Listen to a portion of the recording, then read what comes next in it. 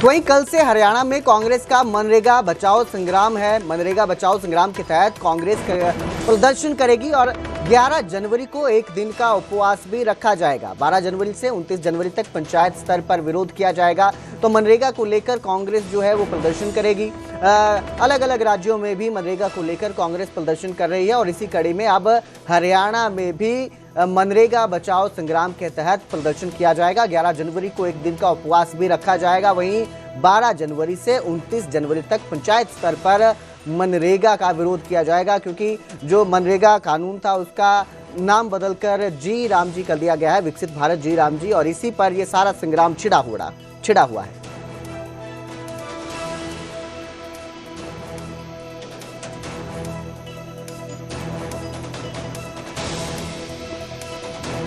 तो ये प्रदर्शन किया जाएगा कांग्रेस की तरफ से। अलग अलग राज्यों में भी कांग्रेस प्रदर्शन कर रही है। दरअसल सबसे पहले इसका नाम नरेगा था, लेकिन फिर इसमें महात्मा गांधी का नाम जोड़ा गया और इसे मनरेगा कर दिया गया। लेकिन अब केंद्र की तरफ से इस स्कीम में बदलाव किए गए हैं, संशोधन किए गए हैं और इसका जो नाम है विकसित भारत जी राम जी कर दिया गया है, जिसमें विकसित भारत गारंटी रोजगार मिशन जो है ये ग्रामीण नाम रखा गया है इसका।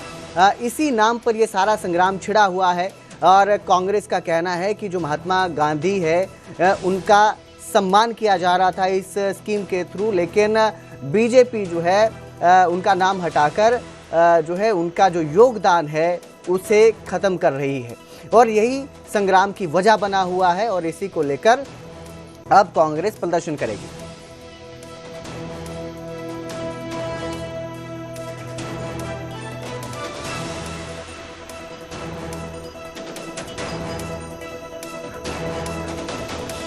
तो मनरेगा बचाओ संग्राम का जो शेड्यूल रहेगा वो 10 जनवरी, 11 जनवरी और 12 से 29 जनवरी का है, जिसमें 10 जनवरी को आगाज होगा, 11 जनवरी को उपवास होगा और उसके बाद पंचायत स्तर पर विरोध किया जाएगा। ये मनरेगा बचाओ संग्राम का पूरा शेड्यूल रहेगा। जिस तरह से हरियाणा में कांग्रेस प्रदर्शन करेगी इसका ये शेड्यूल है। वहीं 30 जनवरी को वार्ड स्तर पर धरना होगा, 31 जनवरी से 6 फरवरी तक जिला स्तर पर धरना दिया जाएगा, 7 से 15 फरवरी विधानसभा का घेराव किया जाएगा और 16 से 25 जनवरी को भी विरोध किया जाएगा। तो ये सारा जो है कांग्रेस की तरफ से शेड्यूल तैयार किया गया है, तैयारियां की गई हैं कि किस तरह से मनरेगा को लेकर प्रदर्शन किया जाएगा। कांग्रेस के मनरेगा बचाओ संग्राम पर बीजेपी ने भी पलटवार किया है और कांग्रेस के पास अब मुद्दे नहीं बचे हैं, ऐसा बीजेपी का कहना है। उन्होंने कहा कि राम नाम के नाम से कांग्रेस को एलर्जी है, ऐसा बीजेपी का कहना है, क्योंकि जो मनरेगा का नाम बदला गया है वो विकसित भारत जी राम जी किया गया है और अब इसी पर ये सारा संग्राम छिड़ा है और अब बीजेपी का कहना है कि जो कांग्रेस है उसे राम नाम से एलर्जी है। बड़ा बयान है बीजेपी का, भी बड़ा पलटवार है, ये सामने आया है। पीवी राम जी इस मूल सिद्धांत पर आधारित है कि रोजगार और विकास अलग अलग नहीं देखा जा सकता।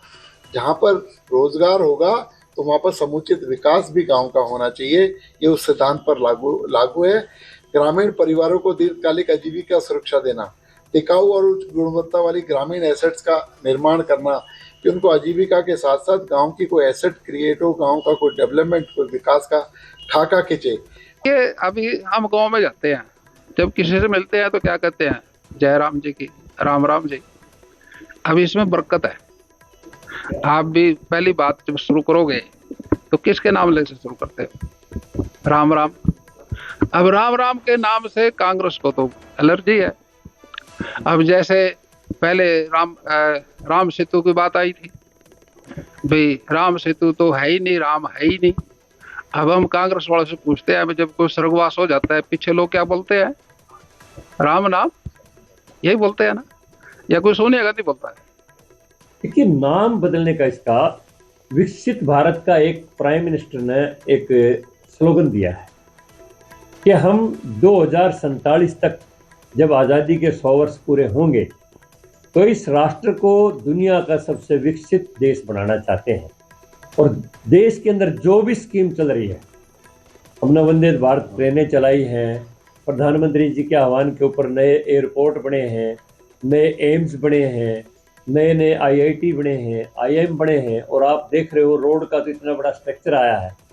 तो पूरे भारत की एक आत्मा की हमारा एक ही संकल्प है कि हम 2047 को विकसित भारत के रूप में देखना चाहते हैं। इसलिए पूरा देश एक संकल्प के साथ आगे बढ़े, इसके पीछे का उद्देश्य ये है। तो वहीं आज से हरियाणा के 2 दिन के दौरे पर हैं सीजीआई सूर्यकांत सिंह, और सूर्यकांत जो है हिसार और हांसी में जाएंगे। सीजीआई सूर्यकांत हिसार और हांसी कोर्ट परिसर में स्वागत की तैयारियां की जा रही है। पैतृक गांव पेटवाड़ में भी उनका सम्मान समारोह है। सीजीआई सूर्यकांत के सम्मान में स्टेट डिनर भी आयोजित किया जाएगा। सीजीआई बनने के बाद आज पहली बार हरियाणा में सूर्यकांत पहुंचेंगे, सम्मान में स्टेट डिनर देंगे और इसके साथ ही उनके स्वागत की तैयारियां की गई हैं। पूरी तरह से बैंड बाजे के साथ स्वागत की तैयारियां की गई हैं, क्योंकि हरियाणा के ही रहने वाले हैं। हरियाणा के अपने गांव पेटवाड़ भी पहुंचेंगे और इस दौरान पहली बार चीफ जस्टिस ऑफ इंडिया बनने के बाद जब वो अपने गांव आएंगे, हांसी हिसार आएंगे, तो लोगों में भी काफ़ी उत्साह है उनके यहाँ आने को लेकर या उनके दौरे को लेकर। और उनके सम्मान में जो है सभी तरह के इंतज़ाम किए गए हैं। उनके सम्मान में स्टेट डिनर का भी आयोजन किया जाएगा।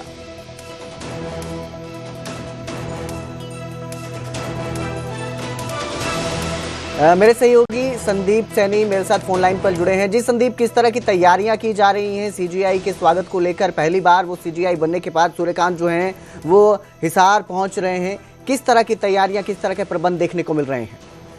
जी, आज वो करीब 3 बजे के आसपास हाथी पहुंचेंगे। हेलीपैड पे पहला उनका जो कार्यक्रम है वो हाथी बार में रखा गया है। यहाँ वकीलों के द्वारा उनको सम्मानित किया जाएगा और उसके बाद जो है हिसार बार का प्रोग्राम है और रात को जो प्रोग्राम रखा गया है, स्टेट डिनर का प्रोग्राम रखा गया है, वो हिसार के लेमन ट्री जो होटल है वहां पर रहेगा। और वहीं कल की अगर बात कर ली जाए तो कल सुबह करीब 11 बजे के आसपास नारनौंद और बरवाला जो 2 कोर्ट कॉम्प्लेक्स है उनका शिलान्यास होगा और उद्घाटन भी रखा गया है। उसके बाद उनका जो पैतृक गांव है पेटवाड़, वहां पर एक सम्मान समारोह रखा गया है, उसमें वो शामिल होंगे। जी, हांसी अभी जिला बना है और ये पहला वो है, तो किस तरह के प्रबंध है वहां पर भी, किस तरह के इंतजाम देखने को मिल रहे हैं?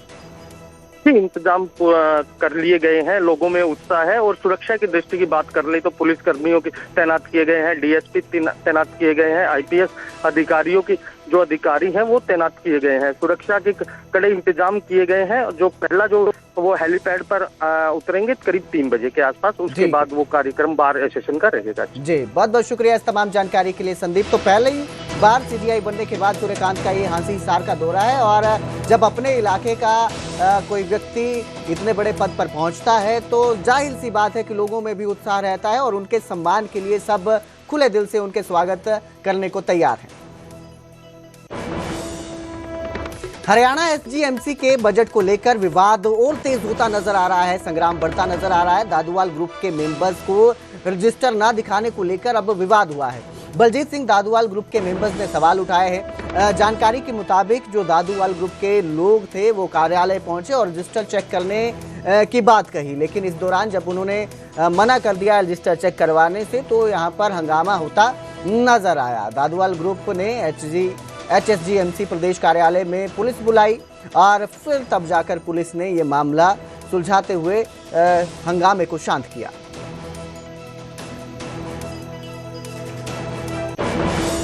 हरियाणा सिख गुरुद्वारा प्रबंधक कमेटी प्रधान जगदीश सिंह जिंडा द्वारा कल पेश किए गए बजट के बाद विवाद लगातार बढ़ चुका है और अब बलजीत सिंह दादुवाल ग्रुप के 5 मेंबर हैं वो यहाँ पर पहुंचे हैं। बाकायदा कह रहे हैं कि जो बजट पास किया गया है उसको रजिस्टर को दिखाया जाए। बाकायदा ये वो कमरा है, मैं अपने सहयोगी को कहूँगा एक बार यहाँ से बिल्कुल दिखाएं कि किस तरह से यहाँ पर वो कार्रवाई चल रही है और ये लोग बाकायदा रजिस्टर चेक करने को लेकर बैठे हुए हैं। मेरे सहयोगी आपको दिखा रहे हैं कि इस कमरे के अंदर में लगातार जो मेंबर बैठे हुए हैं बलजीत सिंह दादुवाल ग्रुप के मेंबर हैं और बाकायदा ये यानी कि जो 5 मेंबर हैं वो बलजीत सिंह दादुवाल ग्रुप के पहुंचे हुए हैं। 5 मेंबर कौन कौन से हैं आप इनमें देख सकते हैं। गुरमीत सिंह जो सीनियर मीत प्रधान है वो पहुंचे हुए हैं, बीबी करतार कौर वो पहुंची हुई हैं, गुरतेज सिंह वो पहुंचे हुए हैं, स्वर्ण सिंह बुंगा टिब्बी वो पहुंचे हुए हैं, राजेंद्र सिंह वो यहाँ पर पहुंचे हुए हैं। बाकायदा रजिस्टर चेक करवाने को लेकर इनकी मांग है कि जो कार्रवाई हुई है, बजट पेश हुआ है, उसका रजिस्टर चेक कराया जाए और अभी तक रजिस्टर चेक नहीं हुआ है। विवाद ना बढ़े इसको देखते हुए पुलिस बल की तैनाती की गई है। पुलिस बल यहाँ पर मौके पर मौजूद है और लगातार जिस तरह से आप सहयोगी मेरे सहयोगी दिखा रहे हैं, दूसरी तरफ यहाँ पर पुलिस बल की तैनाती की गई है कि कोई झगड़ा ना हो, कोई विवाद ना बढ़े।